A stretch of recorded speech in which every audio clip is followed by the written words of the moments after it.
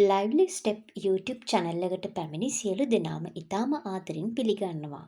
අද අපි මේ යන්නේ ලෝකයේ විශාලතම ෆර්නිචර් බ්‍රෑන්ඩ් එකක් වෙන IKEA ෂෝරූම් එකකට. මිනිස්සු IKEA ෂෝරූම් එකකට එන්නේ ෆර්නිචර්ස් මිලදී ගන්න විතරක් නෙවෙයි. ඒකෙන් ලැබෙන වෙනස්ම shopping experience එකත් අත්විඳින්න. ඔයාට හිතන්න පුළුවන්ද මේ ස්ටෝ එකකට ඇතුල් වුණාම දැනෙන හැඟීම කොයි වගේද කියලා. ඕල්රෙඩි ඩිසයින් කරපු රූම්ස් ඇතුලෙන් තමන්ගේ ෆියුචර් හෝම් එක බලන්න එනවා වගේ ෆීලින් එකක් තමයි මේකෙන් ලැබෙන්නේ. දැන් ඔයාලට මේ පේන්නේ IKEA ස්ටෝ එකේ ඇතුලේ මොන වගේද කියලා. මේවා බලන ගමන් මම කියන්නම් IKEA ෆර්නිචර් බ්‍රෑන්ඩ් එක කොහොමද මෙච්චර සක්සස්ෆුල් ගොඩනැගුණේ කියලා. IKEA ආරම්භ වෙන්නේ ස්වීඩන් වල අවුරුදු 17ක් වෙන ඉන්ග්වාර් කම්පර්ට් කියන තරුණයා විසින්. මෙයා උපත ලබන්නේ 1926 දී ස්වීඩන් වල තියෙන ස්මෝඩ්ලන්ඩ් කියන ගොඩක් දුප්පත් ගමක. පුංචි කාලේ ඉඳලම ඉන්ක්වාර්ට ව්‍යවසායක ගතිගුණ පිහිටලා තිබුණා.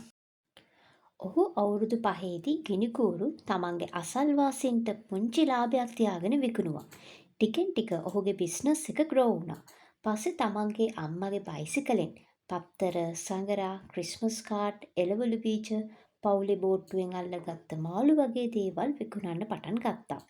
මේවයින් ලැබුණු ලාභෙන් තමන්ටම කියලා මෙයා බයිසිකලයකුත් මිලදී ගන්නවා. ඉන්වාර් තමන්ට දියුණු වෙන්න තියෙන උනන්දුව කවදාවත් අතහැරියේ නෑ. ඔහු තමන්ගේ තාත්තව පවා දිරිගැන්නුවා. මාළු අල්ලන පොඩි දැල වෙනුවට ලොකු දැලක් ගෙනත් දුන්නා. ඒකෙන් එයාලගේ සේල්ස් වැඩි වුණා. සේල්ස් වැඩි වුණු නිසා ලාභය වැඩි වුණා.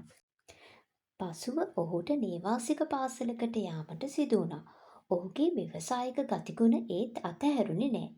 මේ නිව් එන්වයරන්මන්ට් එක නිව් මාර්කට් එකක් විදිහට ඔහු යූස් කළා. ඔහු තමන්ගේ ක්ලාස්මේට්ලව කස්ටමර්ස්ලා විදිහට යොදාගත්තා. මේ අයට වොලට්ස්, පෙන්ස්, බෙල්ට්ස්, වොචස් වගේ අයිටම්ස් සෙල් කළා. මේ නිසාම ඉන්වාර්ට බිස්නස්, සේවිංග්ස්, ඉන්වෙස්ටිං සහ කස්ටමර් අන්ඩර්ස්ටෑන්ඩින් ගැන හොඳ ෆවුන්ඩේෂන් එකක් ලැබුණා. අධ්‍යාපන කටයුතු අවසන් වුණාට පස්සේ ඉන්ග්වාර්ට අවශ්‍ය වුණා තමන් පොඩි කාලේ ඉඳලා කරගෙන ආපු බිස්නස් එක ඔෆිෂියල් විදිහට කරන්න. 1943 දී තමාගේ පියාගෙන්ම තෑග්ගක් විදිහට ලැබුණු රෙජිස්ට්‍රේෂන් ෆී එක ගෙවලා ඉන්ග්වාර් වයස අවුරුදු 17 දී IKEA බිස්නස් එක පටන් ගන්නවා. මුලින්ම මෙයා සෙල් කරන්නේ තමන් කුඩා කාලේ ඉඳලම සෙල් කරපු අයිටම්ස්. පෙන්ස්, වොචස්, පික්චර් ෆ්‍රේම්ස්, ජුවලරීස් වගේ අයිටම්ස්. 1948 දී ඉන්වාර් එයාගේ මාකට් රිසර්ච් එකෙන් හොයාගන්නවා මිනිස්සුන්ට ෆර්නිචර්ස් අවශ්‍ය බව.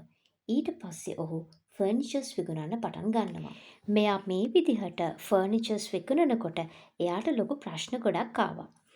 ෆර්නිචර්ස් ට්‍රාන්ස්පෝර්ට් කරන එක හරිම එක්ස්පෙන්සිව්, ඒ වගේම කොම්ප්ලිකේටඩ්. ටේබල්ස් වගේ ඒවා ට්‍රාන්ස්පෝර්ට් කරනකොට මගදී ඒවා ඩැමේජ් වෙනවා. එක දවසක් ස්වීඩන් වල ඔවෙන්ඩල් කියන සප්ලයර් කෙනෙක් ඉන්ග්වාර්ට ඉන්ට්‍රස්ටිං අයිඩියා එකක් පෙන්නලා දුන්නා. ඒ අය හොඳ ස්ට්‍රෝං මේසයක් හදලා තිබුණා ඊසි ෆිටිං සිස්ටම් එකක් එක්ක. ඒක කස්ටමර්ස්ලට තමන්ටම පහසුවෙන් ඇසෙම්බල් කරගන්න පුළුවන් එකක් වුණා. මේක තමයි IKEA එකේ ටර්නින් පොයින්ට් එක වුණේ. 1953 දී IKEA කැටලොග් එකෙන් ඩෙල්ෆි, රිගා, කොක්ස කියලා ටේබල්ස් 3ක් ඉන්ට්‍රොඩියුස් කළා. මේවා කස්ටමර්ස්ලටම ඇසෙම්බල් කරගන්න පුළුවන්. මේ අයිඩියා එක නිසා එයාලගේ ට්‍රාන්ස්පෝර්ට් ලේසි වුණා. කොස්ට් එක අඩු වුණා. අඩු මුදලට හොඳ ෆර්නිචර් එකක් කස්ටමර්ස්ලට දෙන්න පුළුවන් වුණා. දැන් ඔයාලට හිතෙනවා ඇති ඉතින් IKEA කොහොමද ට්‍රැඩිෂනල් ඩීලර්ස්ලගෙන් වෙනස් වුණේ කියලා. 1950 කාලෙදී ක්වොලිටි ෆර්නිචර් එකක් ගන්න ඕන නම් අනිවාර්යයෙන්ම ෂොප් එකකට ගිහින් අවශ්‍ය බඩුව සිලෙක්ට් කරලා ෆර්නිචර් එක ඕඩර් කරලා සති ගණන් මාස ගණන් බලන් ඉන්න වෙනවා භාණ්ඩය ගෙදරට එනකම්.